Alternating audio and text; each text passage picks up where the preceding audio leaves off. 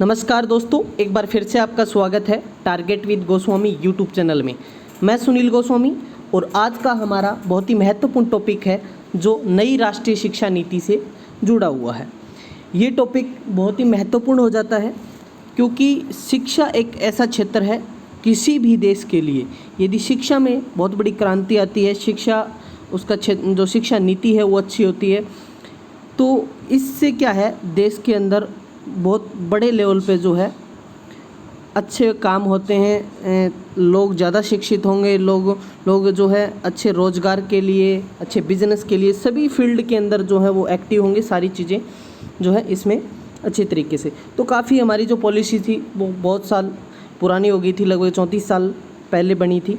तो सरकार जो है पिछले कुछ समय से ही इस नई नीति बनाने में लगी हुई थी।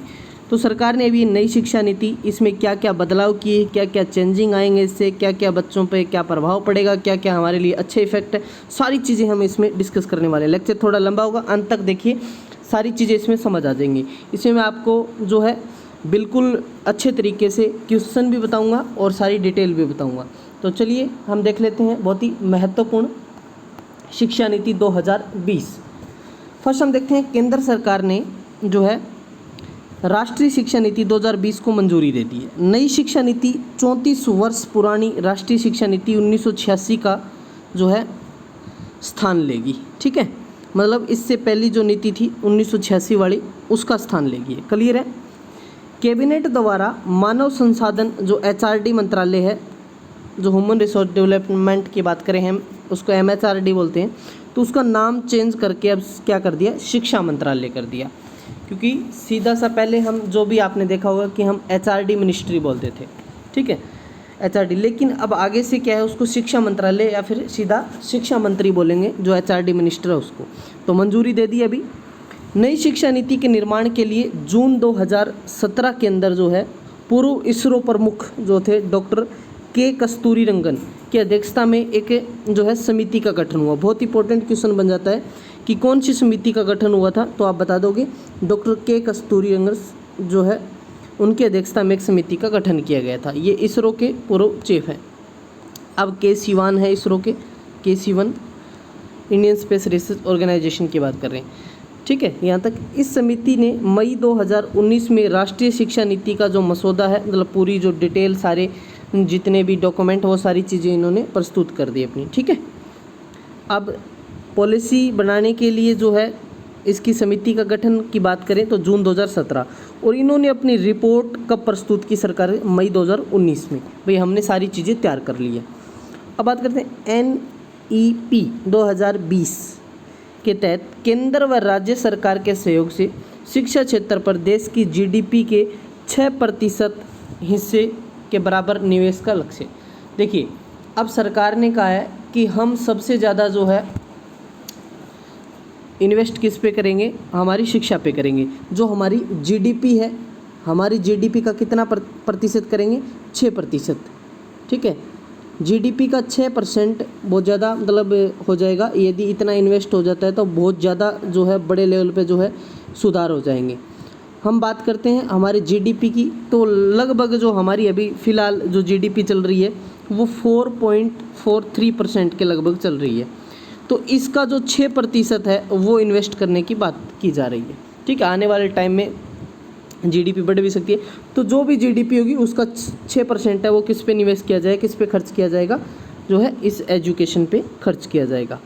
चलिए अब बात करते हैं राष्ट्रीय शिक्षा नीति NEP 2020 वर्ष 1968 और 1986 के बाद स्वतंत्र भारत की तीसरी शिक्षा नीति है। अब क्वेश्चन क्या पूछा सकता है कि आज तक कितनी शिक्षा नीति बनी है, तो 1, 2, 3। पहली 1968 में, फिर 1986 में और उसके बाद 2020 में। ठीक है, 3 बार शिक्षा नीति बनाई गई है। फर्स्ट है वो इंदिरा गांधी के टाइम में बनी थी, ठीक है, 1968 में।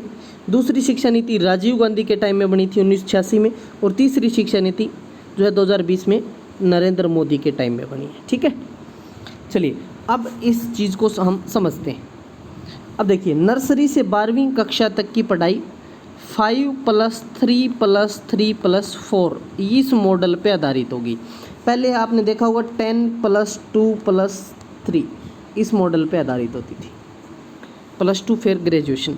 तो अब 5+3+3, अब ये मॉडल चेंज होके इससे क्या हो गया, ये हो गया 5+3+3+4 हो गया। ठीक है, 4 चरणों में बांटने की नई शिक्षा नीति, इसमें ये चेंजिंग है। 5 साल का पहला चरण 3 से 8 वर्ष, मतलब जो पहला जो 5 साल का चरण होगा वो कहाँ से किस एज से, 3 से 8 आयु तक के बच्चों के लिए, इसे फाउंडेशन स्टेज बोलेंगे। दूसरा चरण है वो 3 से 5 तक, ठीक है, कक्षा 3 से लेके 5 तक। तो इसमें क्या होगा, 8 से 11 वर्ष तक के बच्चों के लिए, और इसे हम प्रिपरेटरी स्टेज बोलेंगे। तीसरा चरण है वो 6 से 8 तक, उसमें जो है 11 से 14 साल के बच्चों के लिए, इसे हम मिडिल स्टेज कहेंगे। और जो चौथी स्टेज है वो अंतिम चरण 9 से 12 तक, उसमें 14 से 18 साल के बच्चे होंगे। ठीक है, तो 4 चरणों में इसको जो है विभाजित किया है। समझ आ गया आपको यहाँ तक। इसे जो लास्ट स्टेज है उसको हम सेकेंडरी स्टेज बोलेंगे। 3 वर्ष से 6 वर्ष की आयु के बच्चों के लिए आंगनवाड़ी, बालवाटिका, प्री स्कूल के माध्यम से मुफ्त, सुरक्षित और गुणवत्तापूर्वक प्रारंभिक बाल्यावस्था देखभाल जो शिक्षा, early childhood care and education ECCE जो है की उपलब्धता सुनिश्चित करवाई जाएगी। मतलब जो बच्चे शुरुआत में हम बात करें 3 से 6 वर्ष तक, वो आंगनवाड़ी में या फिर जो है यहाँ पर हम बात करें जो भी बालवाटिका बनाए गए, प्री स्कूल बनाए गए, उनके माध्यम से उनको शिक्षा दी जाएगी। फिर हम बात करते हैं 6 वर्ष से 8 वर्ष तक के बच्चों को प्राथमिक विद्यालयों में कक्षा 1 और 2 में शिक्षा प्रदान की जाएगी। ठीक है, तो 6 से 8 वर्ष तक के बच्चों के लिए फर्स्ट और सेकंड की शिक्षा प्रदान की जाएगी। अब है NEP 2020 जो है कक्षा 5 तक की शिक्षा में मातृभाषा स्थानीय क्षेत्र का अध्यापन के माध्यम में अपनाने पर बल दिया जाएगा। मतलब कोई बच्चा चाहता है कि मैं मलयालम या बात करूं, मैं पंजाबी होगी, संस्कृत होगी, जैसे संस्कृत है वो चाहता है तेलुगु में पढ़ना चाहता है किसी में, तो 5वीं तक ऐसा नहीं है कि वो इंग्लिश मीडियम का कोई सिस्टम होगा उसमें, वो जो भी स्थानीय भाषा मातृभाषा उसमें जो है वो पढ़ सकता है बच्चा। मतलब यहाँ तक 5वीं क्लास तक जो है वो क्षेत्रीय भाषा में अपना जो है पढ़ सकता है, उसी को जो है बल दिया जाएगा। ठीक है, एक तो क्या है, इससे जो मातृभाषा की हम बात करें या स्थानीय भाषा जो है वो बनी रहेगी। और बच्चों को, अब आपने देखा होगा बहुत सारे बच्चे ऐसे हैं जो इंग्लिश मीडियम पढ़ते हैं, उनको हिंदी का या फिर हमारे कल्चर का वो बिल्कुल ज्ञान नहीं होता। तो यहाँ से यदि जो चीज़ है वो सारी चीज़ें यहाँ से स्टार्ट की जाएंगी तो एक अच्छी बात है। अब बात करते हैं इस नीति में मातृभाषा को कक्षा 8 और आगे की शिक्षा के लिए प्राथमिकता देने का सुझाव दिया गया है। क्लियर है, चलिए आगे बढ़ते हैं। कक्षा 6 से ही शैक्षणिक पाठ्यक्रम में व्यावसायिक शिक्षा को शामिल कर दिया जाएगा। इसमें इंटर्नशिप की व्यवस्था भी दी जाएगी।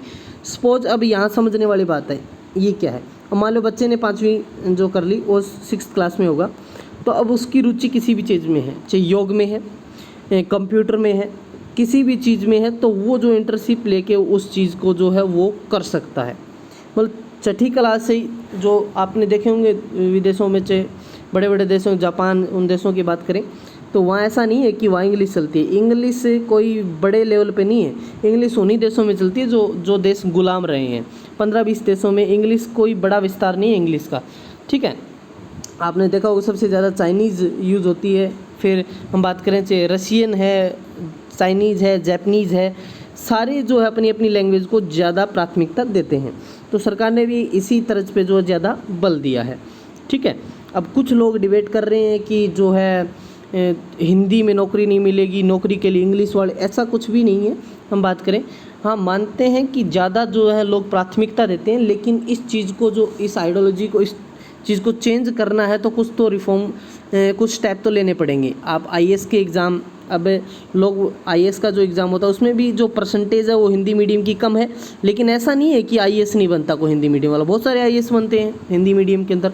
तो आप ये तो कह नहीं सकते नहीं कि हिंदी को लेके कुछ किया नहीं जा सकता।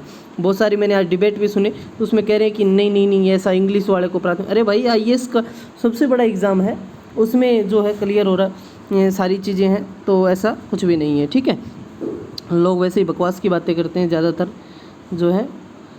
तो यहाँ पर आपने देख लिया कि जो है जो 6th के बाद ही जो है वो जितनी भी एक्टिविटीज़ हैं, चाहे वो किसी भी चीज़ में उस बंदे की रुचि है तो वो उसमें भाग ले सकता है। 10th +2 की हम बात करें, कक्षा 10 और कक्षा 12 की परीक्षाओं में बदलाव किए जाएंगे।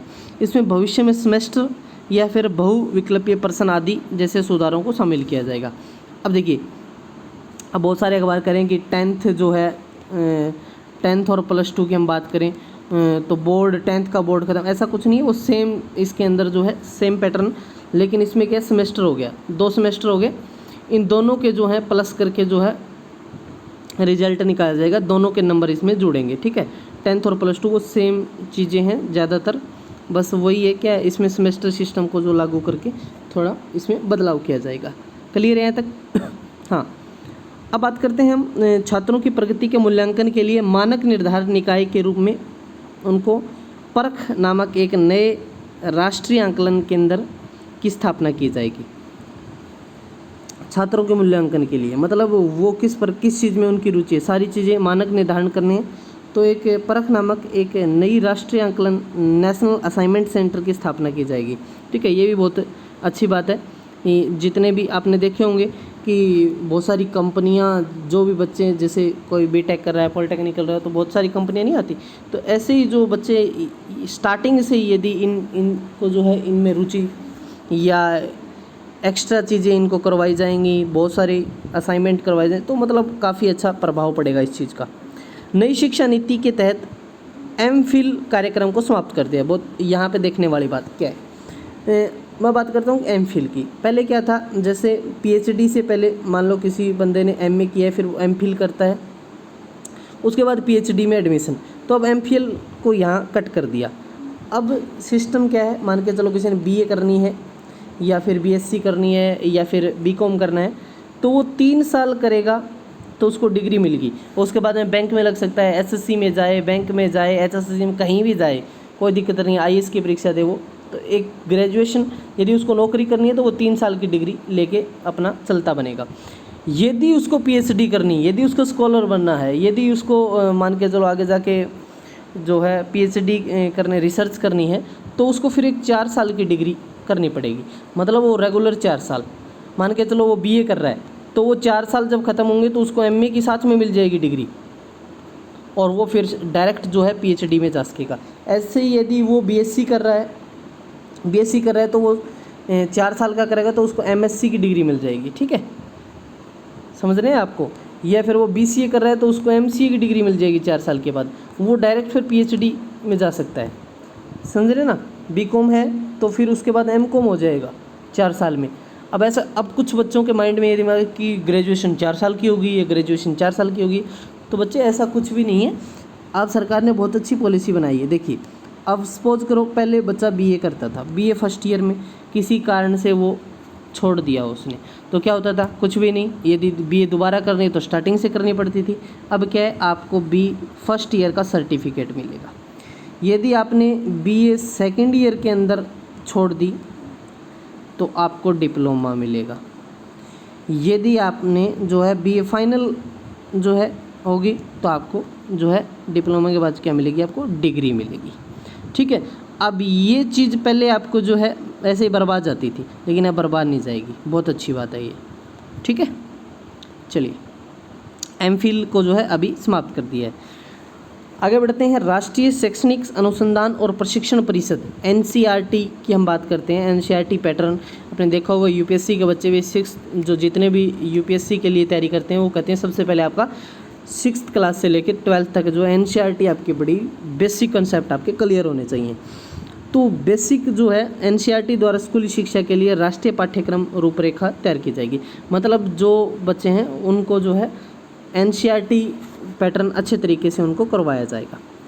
अब बात करते हैं वर्ष 2030 तक अध्यापन के लिए न्यूनतम डिग्री योग्यता 4 वर्षीय एकीकृत बीएड डिग्री का होना अनिवार्य किया जाएगा।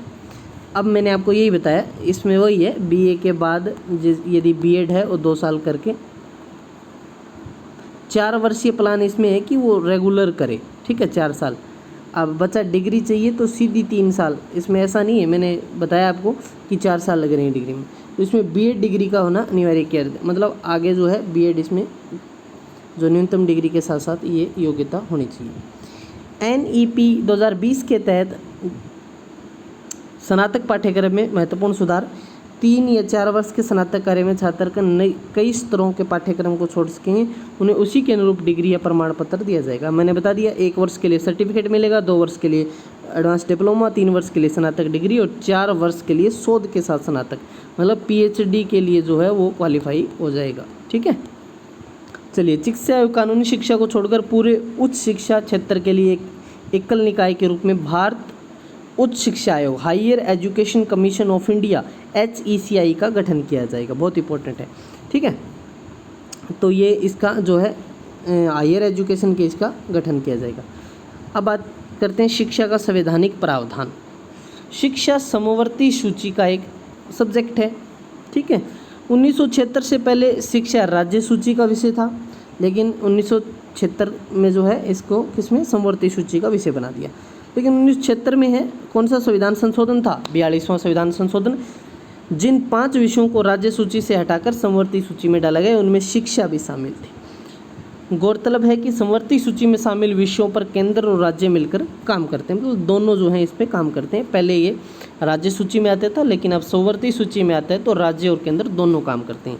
शिक्षा का अधिकार का अधिनियम। भारत में शिक्षा का अधिकार संविधान के आर्टिकल 21A के तहत मूल अधिकार के रूप में शामिल है। 2 दिसंबर 2002 को संविधान में 86वां जो 86 कॉन्स्टिट्यूशन अमेंडमेंट किया गया था और आर्टिकल 21A के तहत शिक्षा को मौलिक अधिकार बना दिया गया। इस मूल अधिकार के लिए 2009 में निःशुल्क अनिवार्य बाल शिक्षा का अधिकार अधिनियम right of children to free and compulsory education act जो है RT एक्ट बनाया गया, जिसके बाद 1 अप्रैल 2010 से इसे लागू किया गया। और जो इसका उद्देश्य है प्राथमिक शिक्षा के क्षेत्र में सार्वभौमिक समावेशन को बढ़ावा देना है, माध्यमिक और उच्च शिक्षा के क्षेत्र में अध्ययन के नए अवसर की तलाश करना। इसके तहत 6 से 14 वर्ष की आयु के बच्चों के लिए शिक्षा का मौलिक अधिकार के रूप में शामिल किया गया। आपको पता होगा 6 से 14 वर्ष के जो बच्चे हैं उनको किसी फैक्ट्री होटल इन पे काम करना जो है मतलब उस पर कार्रवाई होती है। तो क्लियर है यहाँ से बच्चों ने शिक्षा का मौलिक अधिकार के रूप में शामिल किया। और शिक्षा को अनुच्छेद 45 में समावेशित करके निर्देश भी दिए गए हैं नीति निर्देशक तत्वों में। 86 में संविधान संशोधन जो था कॉन्स्टिट्यूशन अमेंडमेंट अधिनियम 2002 द्वारा आर्टिकल 51A या फिर 51K में 11वें मौलिक कर्तव्य को जो है जोड़ा गया था। चलिए अब शिक्षा के लिए कुछ जो एजुकेशन के लिए जो जितनी भी योजनाओं की बात करूं तो सर्व शिक्षा अभियान 2001 में, समग्र शिक्षा 24 मई 2018, मिड डे मील योजना 1995, पढ़े भारत बढ़े भारत 2014, राष्ट्रीय माध्यमिक शिक्षा अभियान की योजनाएं 2009, राष्ट्रीय उच्चतर शिक्षा अभियान जो रूसा 2013। अब बात करते हैं भारत में साक्षरता की। 2011 की जनगणना के मुताबिक हम बात करें तो लगभग जो है करीब 74.04% लोग जो हैं साक्षर हैं, मतलब लगभग 74% की हम बात करें लोग जो हैं यहाँ पढ़े लिखे। भारत में साक्षरता के मामले में पुरुष और महिलाओं में काफ़ी अंतर है। पुरुषों की साक्षरता 82.14% है और महिलाओं की साक्षरता 65.46% है। कारण क्या है? अधिक आबादी, परिवार नियोजन की जानकारी की कमी। हालांकि भारत में साक्षरता पहले के मुकाबले काफ़ी बेहतर हुई है, मतलब कुछ सुधार हुए हैं, धीरे धीरे इसमें रिफॉर्म चेंजिंग हुए हैं।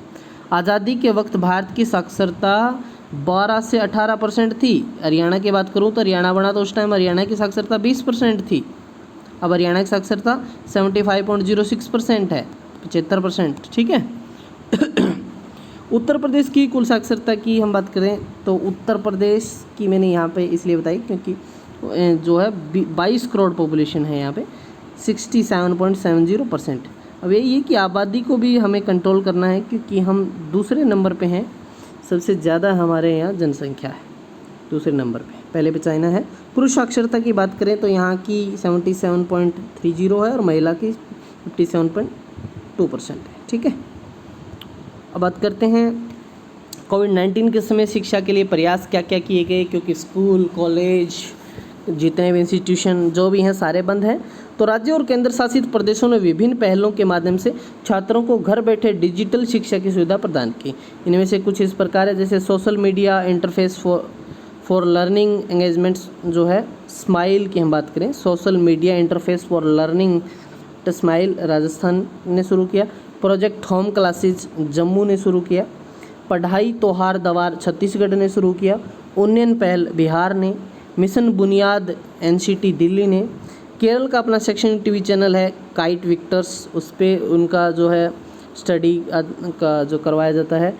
ई स्कॉलर पोर्टल है, वो शिक्षकों के लिए मुफ्त ऑनलाइन पाठ्यक्रम मेघालय ने।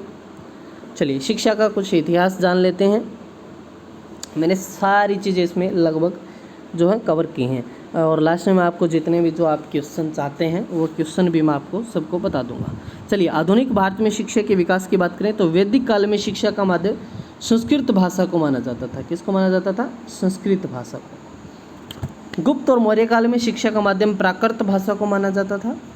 मौर्यकालीन भारत में प्राकृत और संस्कृत भाषा में संघर्ष दिखाई देने लगा। मतलब मौर्य काल तो दोनों के बीच में हम बात करें संस्कृत और जैसे आज की बात करें तो हिंदी और इंग्लिश, वैसे ही वहाँ प्राकृत और संस्कृत भाषा में संघर्ष दिखाई। गुप्तकालीन, हर्षकालीन, राजपूतकालीन भारत में संस्कृत को राजभाषा का दर्जा दिया गया था। तो जो आज भी हम बात करें हिंदी की बात करें तो हिंदी भी हमारी राजभाषा है, ना कि राष्ट्रभाषा है। ठीक है। चलिए दिल्ली सल्तनत और मुगल काल के दौरान फारसी को राजभाषा का दर्जा दिया गया था। मध्यकालीन भारत की हम बात करें तो प्रारंभिक शिक्षा मदरसों में उच्च शिक्षा दी जाती थी। ठीक है। भारत में मकतब में प्रारंभिक शिक्षा और मदरसों में उच्च शिक्षा, मकतब में प्रारंभिक शिक्षा और मदरसों में उच्च शिक्षा दी जाती थी मध्यकालीन भारत के अंदर। अब बात करते हैं आधुनिक भारत में व्यक्तित्व प्रयासों शिक्षा का विकास कैसे हुआ। चलिए बंगाल में प्रथम गवर्नर जनरल वॉरेन हेस्टिंग के द्वारा कलकत्ता मदरसा की जो स्थापना है वो की गई 1781 में। बनारस में अंग्रेजी रेजिमेंट जोनाथन डंकन के प्रयासों से बनारस संस्कृत कॉलेज की स्थापना हुई 1791 में। लॉर्ड बेल्जली के शासनकाल के द्वारा सिविल सेवकों को प्रशिक्षण देने के उद्देश्य से फोर्ट विलियम कॉलेज की स्थापना 1800 में। और 1813 चार्टर अधिनियम, इसी अधिनियम के अंतर्गत अंग्रेजों ने पहली बार शिक्षा प्रचार प्रसार के लिए प्रतिवर्ष 1 लाख रुपए खर्च करने की बात कही थी। आप हिस्ट्री में पढ़े हैं ये। 1835 ईस्वी वर्ष मेकाले घोषणा पत्र के माध्यम से फारसी के स्थान पर अंग्रेजी भाषा का माध्यम विकसित किया गया और डीएफटी थ्योरी के माध्यम से अंग्रेजी पढ़ाया गया। डीएफटी मतलब डाउनवर्ड फिल्ट्रेशन थ्योरी के माध्यम से जो है अंग्रेजी पढ़ाई गई। इसी वर्ष नौकरी प्राप्त करने के लिए अंग्रेजी को अनिवार्य घोषित कर दिया। ये देखिए अंग्रेजों ने ये काम किया।